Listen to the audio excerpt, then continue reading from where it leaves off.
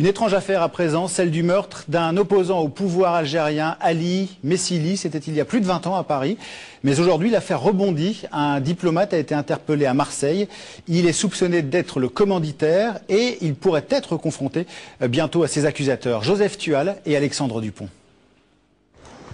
Cet homme qui fuit notre caméra dans les couloirs du palais de justice de Paris, c'est Mohamed Hassani, un colonel et diplomate algérien.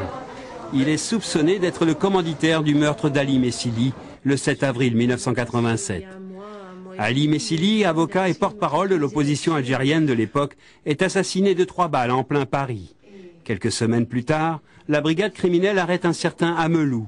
Pour la police, c'est le tireur.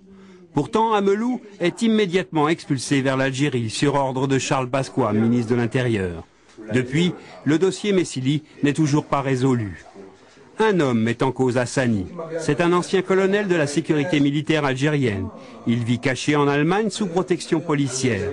Nous lui avons montré nos images. Elles le confortent dans ses accusations. Il a perdu ses cheveux, mais c'est lui, il n'y a pas de doute. Même de dos comme ça? Même de dos.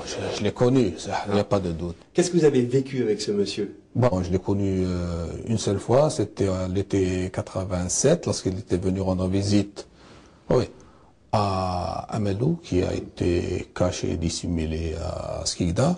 Et c'est à ce moment-là que je l'ai vu de mes propres yeux, j'étais présent, donc je peux témoigner. Il lui avait remis une mallette avec une certaine somme d'argent. J'ai pas compté, j'ai pas vérifié. Et c'est au retour, il m'a dit, voilà, j'ai pas inventé cette histoire de 80 millions, si c'était pas M. Hassani qui me l'avait dit. Donc il m'a dit, voilà, on lui a donné 80 millions pour cette opération. Mais ce jour-là, pour l'opération Messili, pour l'assassinat de Messili. Hassani, lui, clame son innocence et affirme qu'il y a erreur sur sa personne. La justice française n'a toujours pas confronté les deux hommes.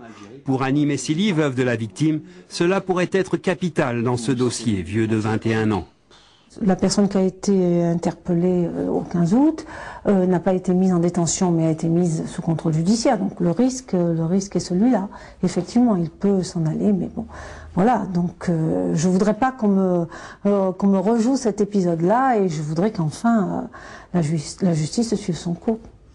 Une confrontation devrait être rapidement organisée entre les deux hommes. Elle pourrait lever une part du mystère de l'affaire Messili.